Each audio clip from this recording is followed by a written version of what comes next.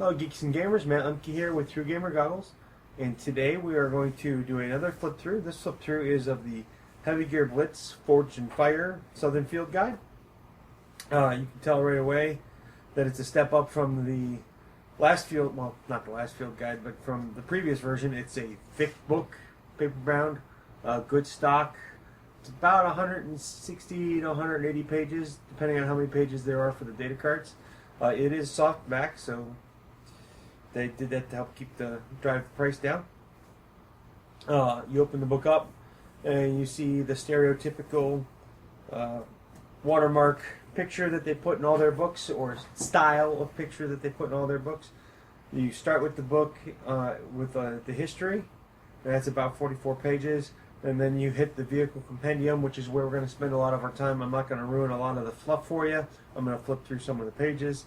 And it moves into the combat groups, and it has a scenario / history at the back for the Battle of Port Oasis. And it moves into the gallery and the data cards. Now, this is a flip through. This is not a full book review of the Forged in Fire field manual for the South. It is just a real quick look to give you an idea of what is in the book. For example, you're going to find art like this. You're going to find more art, and as you start moving through, you're going to start hitting sections of the book with maps like this, where they show you things that have happened in the Mihong front. They go into the Mihong front,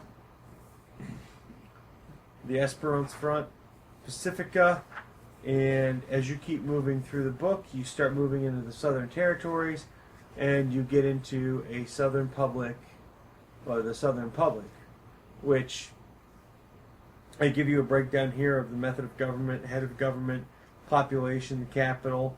They go through introduction, geography, society, and history.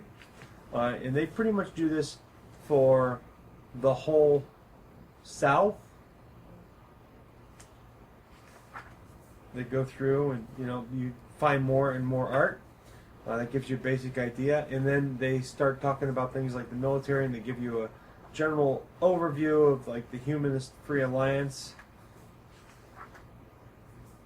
And then around page 44, you start getting into some of the art that really details what like the different infantrymen use, and pictures some of the animals that are found in the South. That is a sniffer, a webbled, cybernetically enhanced sniffer. Maybe they have a drug problem. And then just before the vehicle compendium, you have all your medals of honor and your badges for your Southern units. And then the vehicle compendium. This is really cool because, well, you have a blueprint style background and picture for every gear and every vehicle. They give you a 2-page overview on how to use the vehicle compendium. And then, for example, the very first gear or vehicle that is spoken of in the South is the Jaeger.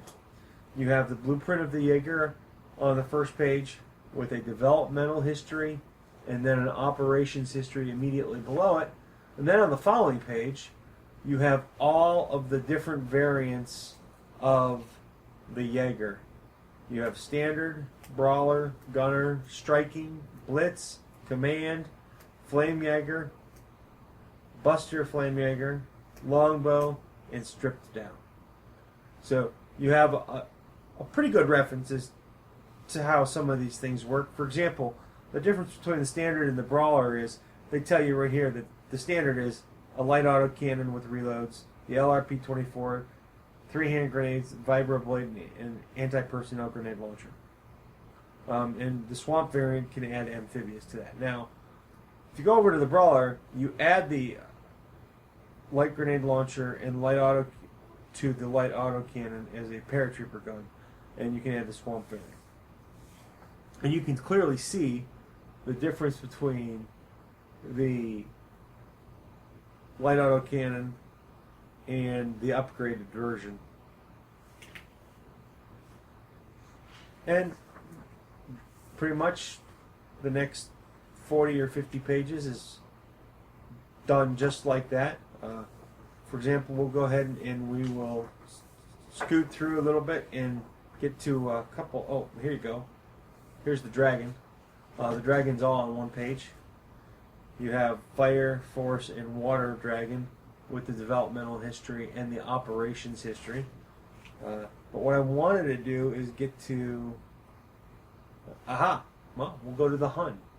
If you look at the Hun, you've got the standard version with all the different ones, and again, they have pictures, blueprints, so that you can get a good idea of what each one looks like. And then after you hit the vehicle compendium, you end up with your introduction to building your army, which is determining your size, choosing your priority level, the regiment type, whichever league you're going to use, and then by picking your combat groups. And right here, they have all the different symbols that you're going to need for your regiment types. These are your regiment types, but for your combat groups. They have infantry, gear, armor, paratrooper, and special forces, and each one of these has its own special benefit. You might be like, well, why is that important? If you're not new to heavy gear, or you haven't seen Perfect Storm, which is the field guide they did before this, it's right. We'll skip over real quick. For example, you have your general purpose cadre here, and it tells you right here the different regiments they can be. Special Corps, Special, which in this case, the two specials are, I want to say artillery, but it's tank, and that is also a infantry regiment.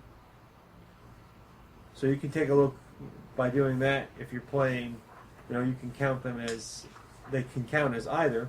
The other thing that's kind of neat to note here is if you take the line general purpose or the anti-personnel cadre, it tells you, it breaks your unit down just the way it belongs, the way you're going to see it and build it to play your game.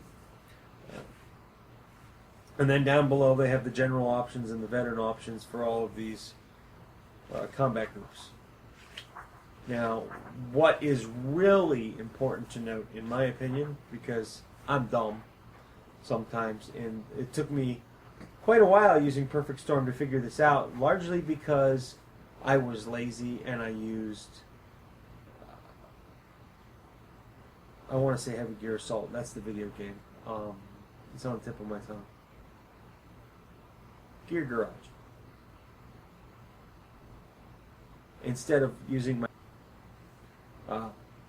had I have used my book instead of my armies, I may have realized that if I play a line infantry section, they break down the bases for you.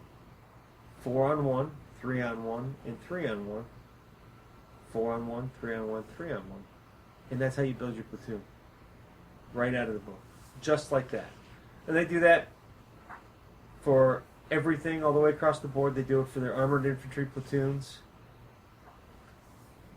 They do it for the mounted. They do it for the military cadres. And again, you can see the ASP standard. The ASP standard, it's got their loadouts. Let's zoom in on that for you so you can take a look at that.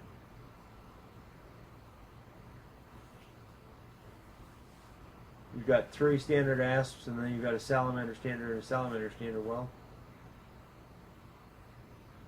And then right above it, you've got 3 standard ASPs and 2 Street Vipers.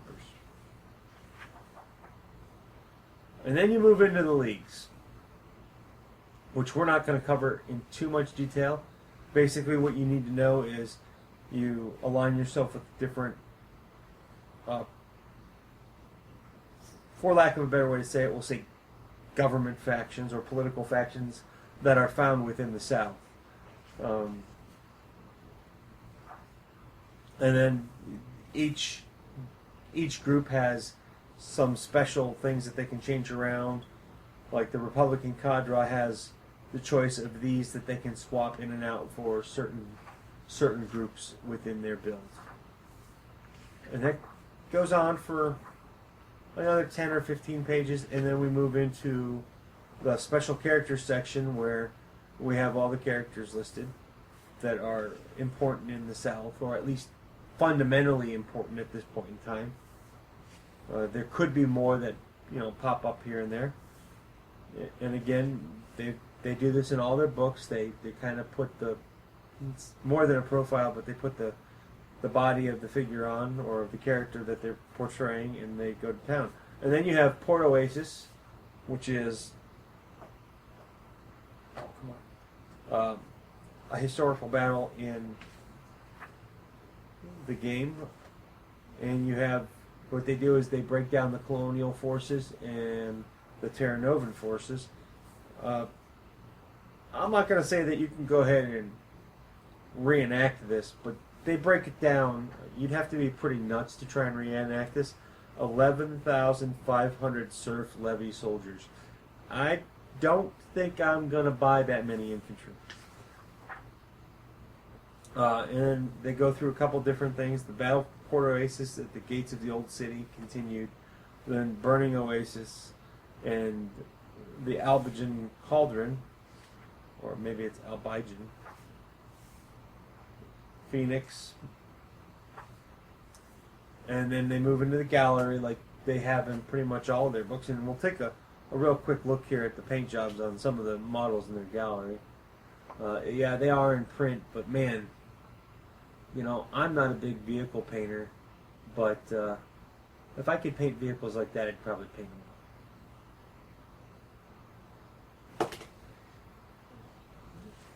And then, well, if you're a noob, page 161 is probably the best page that you can reference to in the whole book. I've been playing off and on for about a year now, and I still find myself referencing these new pages because I just don't recognize all the weapons yet. Picture of a militia army, and then we get to move into the data cards, which, if you've seen Perfect Storm, you're very familiar with what these are. I'm going to zoom in quite a bit for some of you noobs. And, well, this is the Blitzjäger. It goes right through. It has its detect sensors, its comms, its auto comms.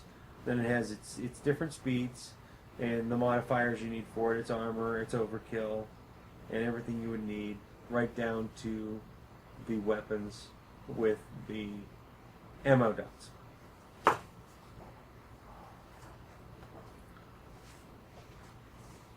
I've already written a review of Forged in Fire, so I hope that if you're interested, you go on over and you take a look at the review. I will put a link in the bottom of the blog post about it.